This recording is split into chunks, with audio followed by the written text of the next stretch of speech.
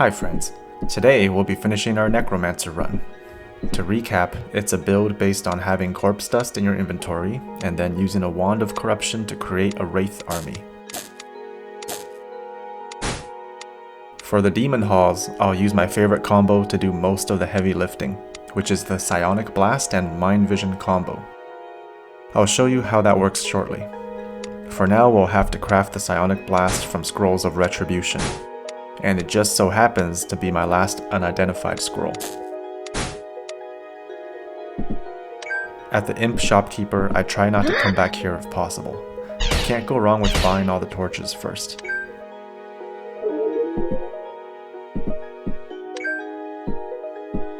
These force cubes will do a lot of area damage and will pair well with my Ring of Sharpshooting.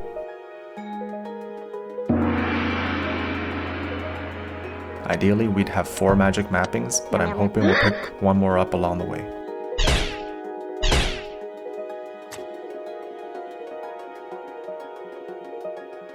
My strategy will be to make a beeline towards the demon spawners. Destroying them will be our main mission. The more spawners that remain alive, the harder the final boss's minions will be. I'm using Mind Vision to see all the enemies on the map. And the second part of the combo is Psionic Blast, which will deal damage to all enemies in my view, which includes everything I can see with Mind Vision. It's always extremely satisfying to pull off this combo, and we have enough to do this on every floor. Now be warned, the demons spawn back fairly quickly, so we can't waste time wandering around.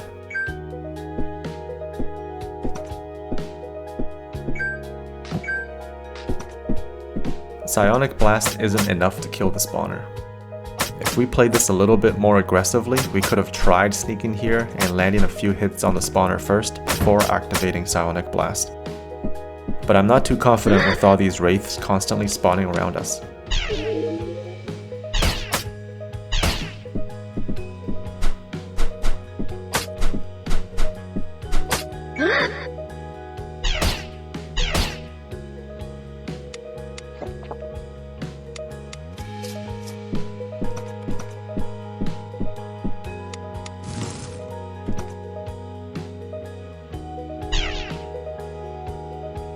As you can see, there's lots of demons already coming back, so we can't let our guard down.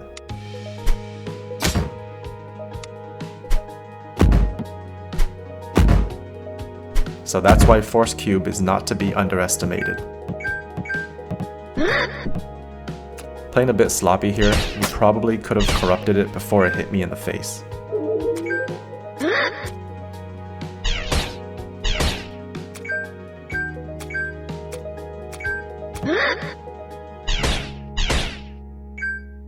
I'm still choosing to upgrade the staff from here on. It can surprisingly deal a lot of melee damage. Not sure if it's true, but I've never found more than 2 pit rooms per game.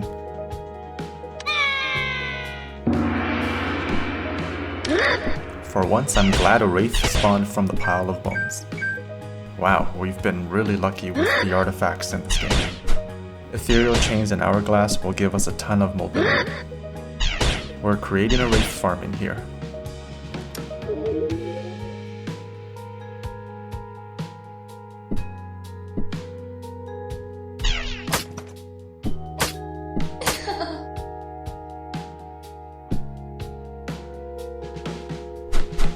I don't think I equipped chains yet, or else we could have used it to pull this guy into the abyss.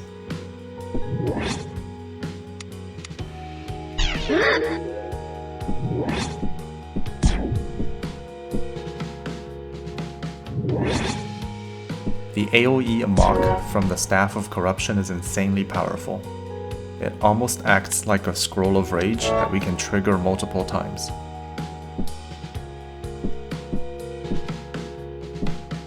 Ha!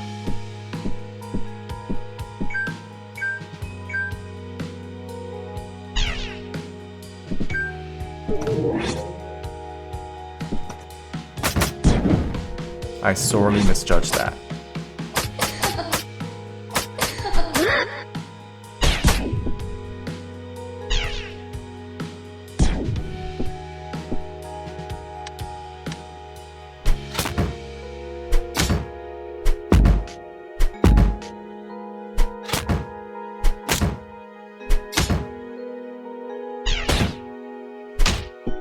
Sometimes I wonder what kind of endless bag is holding all of the stuff that we have. We could fight it out, but it's taking too long, and we're low on HP. So it's back to the infamous combo. Psionic Blast deals damage to us when the scroll is red. However, the damage is mitigated by the number of mobs in view. So I've heard using a Stone of Flock to create a bunch of sheep is a good way to reduce damage to ourselves.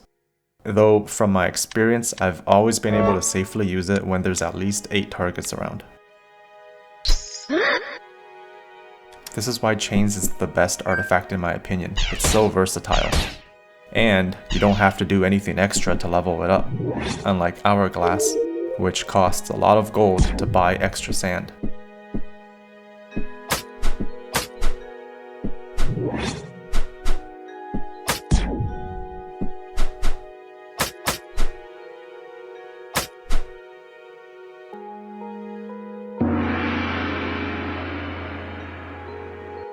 Yum, yum, yum.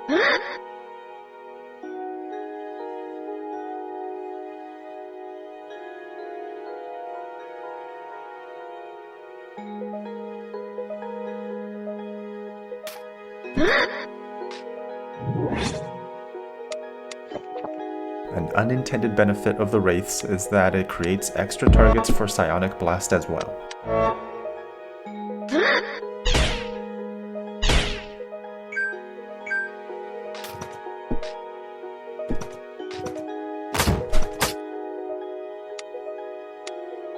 Yum, yum, yum. Pretty happy to see these tombstones, even though it's almost the end of Demon Halls. They remain very useful for our build.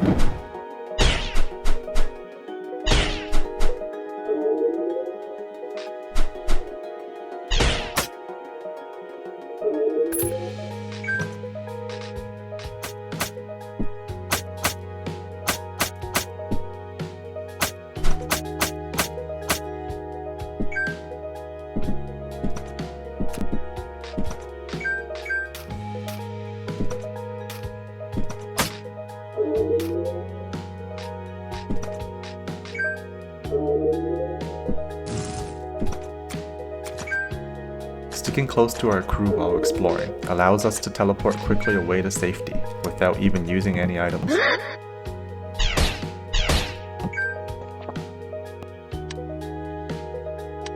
Taking an alchemy break to craft some items for the final boss fight.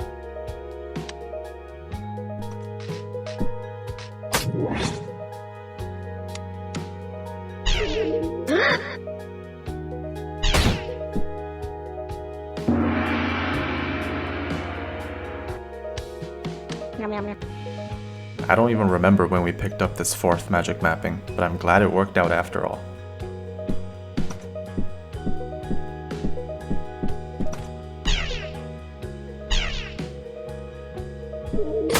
Yeah, screw that.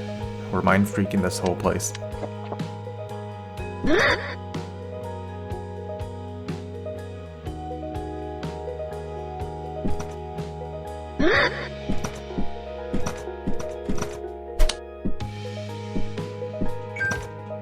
Better use it before the potion runs out.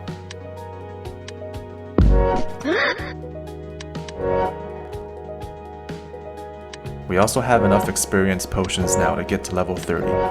I like to save them all until it's a guarantee to hit the max level, though if you find yourself struggling with enemies, it's perfectly fine to use it earlier to ensure your survival. I'd rather take the win with a level 28 hero than be a level 30 corpse.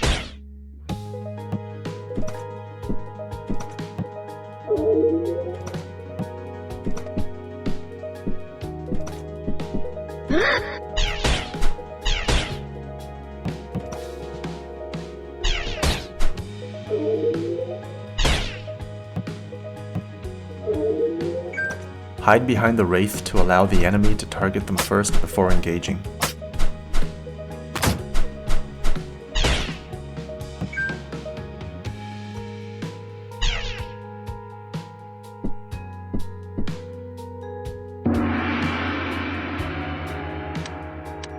Once again, setting a beacon for an easy return here in case we get cornered upstairs.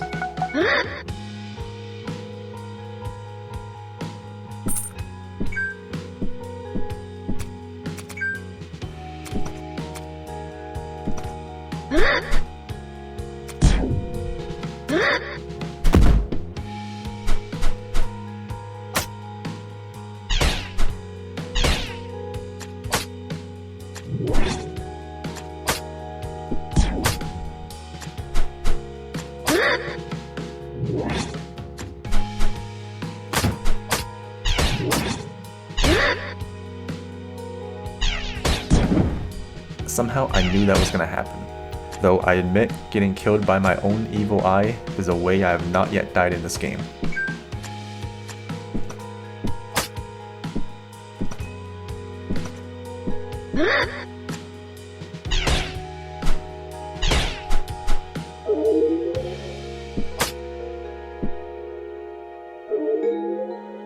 This is some kind of weird game of monkey in the middle going on here.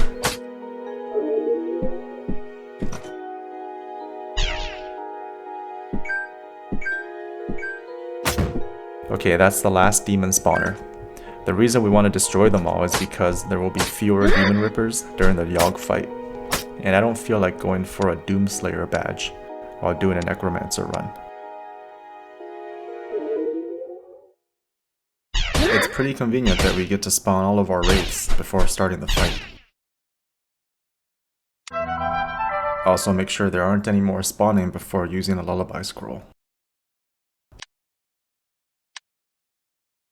Taking one last look at what's in our inventory.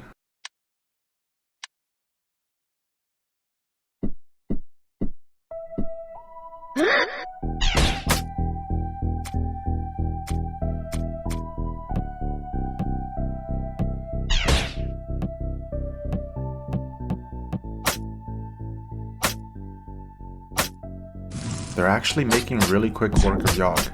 Their damage output is high, and Yogg isn't able to dodge.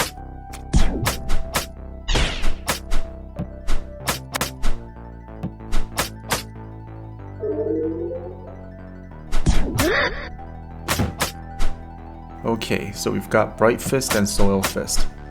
The ranged one is usually the squishier one, but Soiled Fist has an annoying and deadly rooting ability. So I'm not sure yet which one to take out first.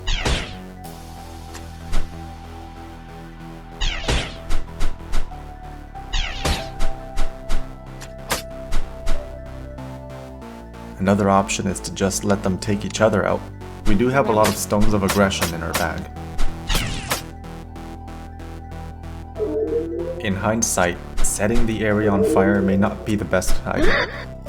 Our wraiths are all going to die instantly, and they will now keep respawning.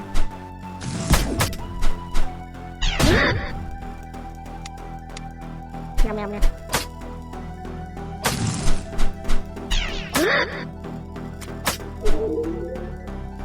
When the Bright Fist gets to 50% health, it teleports away and blinds us. It's really dangerous for us while we're trying to wait it out. To avoid taking too much damage, I'll just do the easy thing and pop an invisibility. No use saving it now anyways. Another option is to use Hourglass Stasis, but I feel it might risk getting us surrounded by enemies. Okay, one fist down, and once again, we're blind.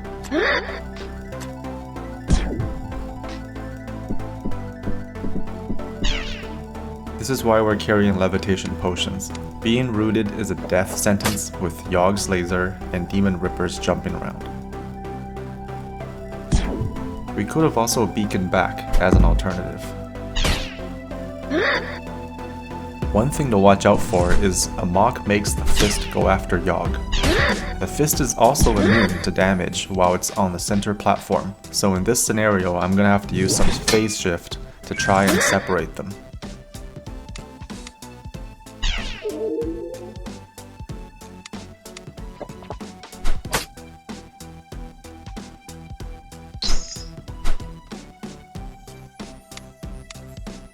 Yum, yum, yum.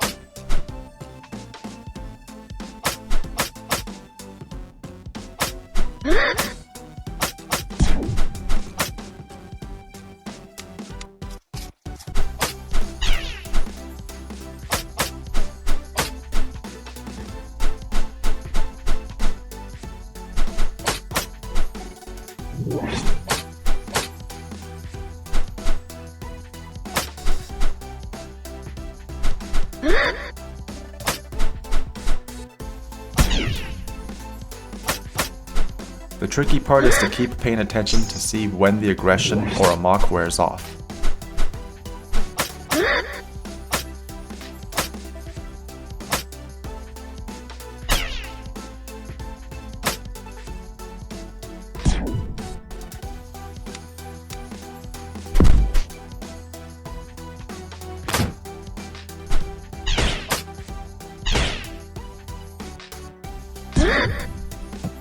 phases in between are very easy. All we have to do is watch from a distance.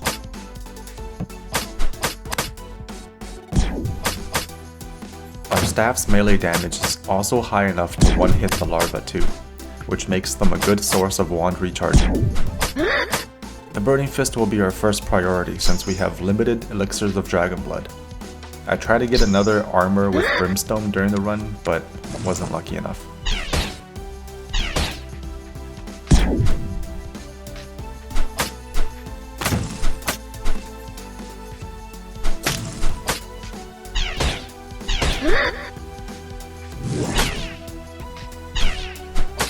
Honestly, this boss has turned out easier than I thought.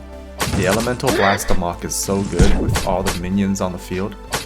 Between that and the Stones of Aggression, we can keep the two fists continuously fighting each other. I can't imagine the mayhem it would cause for the Dwarf King if we had this ability for his fight. Yeah, so that literally only took 30 seconds. Now we can take our time with the Rotting Fist, since it's no threat to us.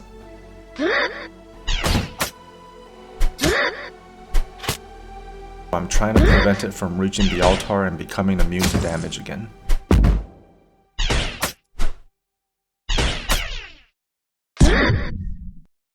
Alright, trying to phase it out of there.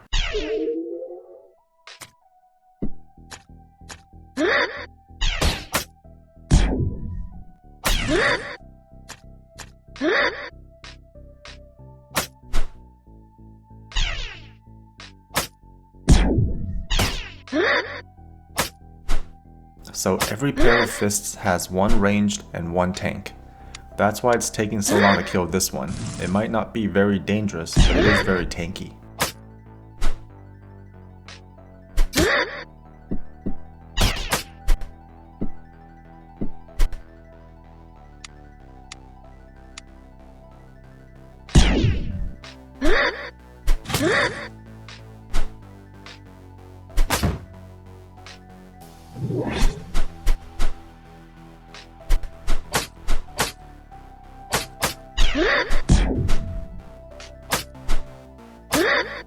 The staff's melee strikes also trigger a mock pretty reliably, letting us save our armor ability for later.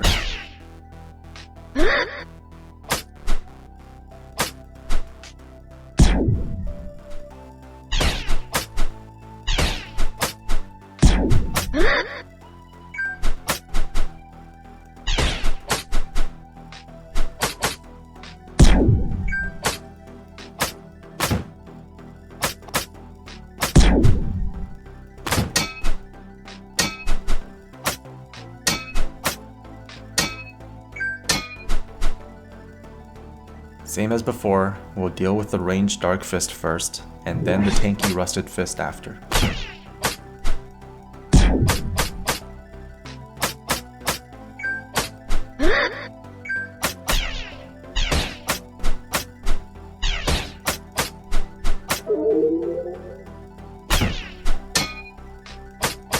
Ouch, I did not notice that they started targeting us.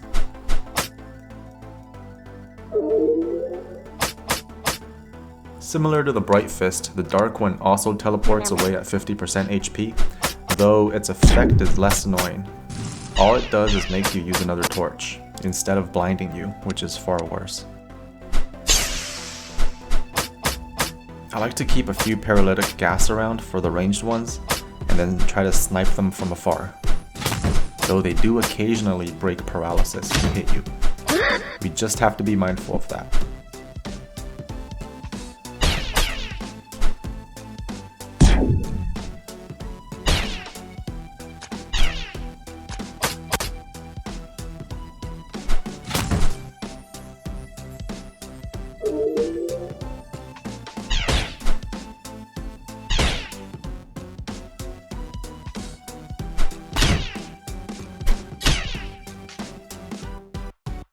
I didn't even notice the other fist dying.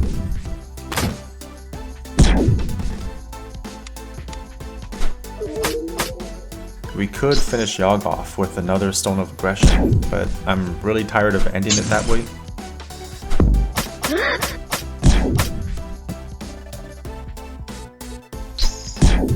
The hardest part is getting a clear shot.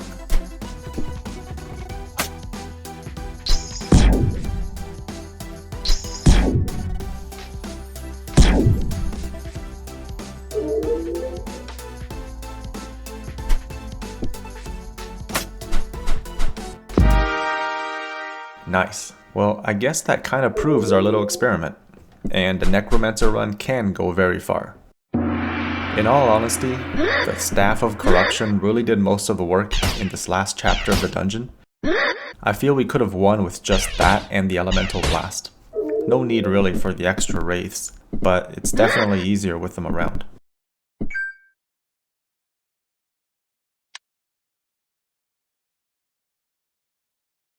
I'm gonna speed through Ascension pretty quickly. It takes another hour of gameplay and it's nothing really new. If you've never done Ascension before, basically every time we go up a floor, the amulet's effect gets worse. First it draws enemies to our location, and at the worst, it will directly deal damage to us every turn. The debuff color ranges from green, which is completely safe, to red, which is when it starts hurting us. The only way to keep it green is by killing enough enemies on the current floor before ascending to the next one. The enemy stats, including damage and HP, are also scaled up, so it never becomes too easy. Even super rats will be dealing a decent amount of damage, even though we're level 30. Our amulet icon is green in the top left, so that means we're good to go.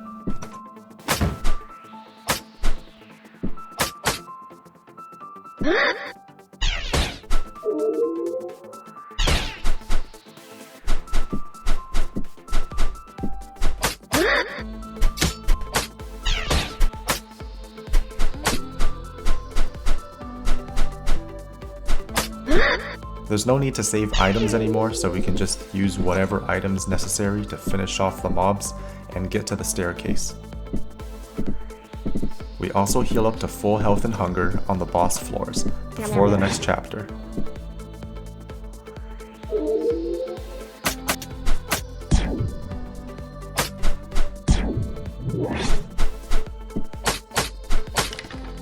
Alright, I'm gonna sneak away quietly.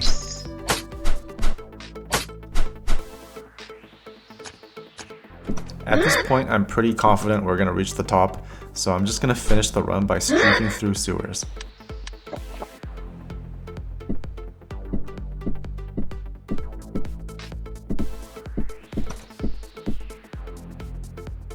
Now, since we didn't kill enough enemies before ascending, the curse is now worse and making them faster.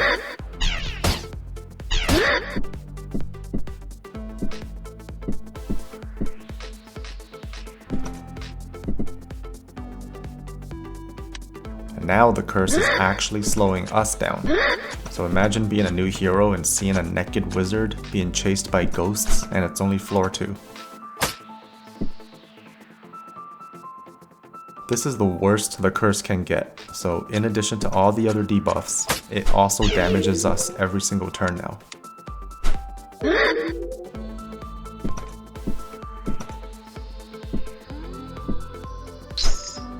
Well, that was quite the journey. It would have been funny if he was also naked in the portrait. So here are the final stats. It doesn't really actually count towards my high scoreboard since it was a seeded run, but that's theoretically the score we would get. So hope you were thoroughly entertained, and I did learn a lot from this playthrough myself. Hope to see you on the next one. Bye for now.